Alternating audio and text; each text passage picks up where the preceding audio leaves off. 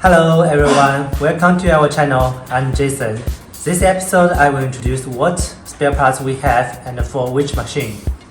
Let's go and have a look. Okay, you can see this is the dispersing disc, and of course it is using for the dispersing machine. We have the different size for this disc. It should be suited for your dispersing machine. And we also support the near main disc for replacing. What's the function for the near main disc?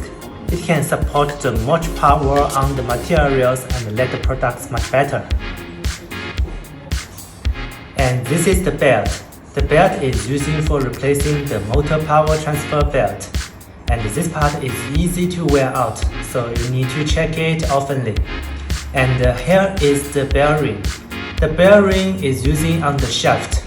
When the shaft spins in the high speed, it needs the bearing to be work more smooth. And here is the screen sieve. You know, we are the filter machine need the back filter, so we need the screen sieve to be changed often. Okay, that's all. In next episode, I will introduce the material of the spare parts, followed by the video below, and we are the paint and chemical machine.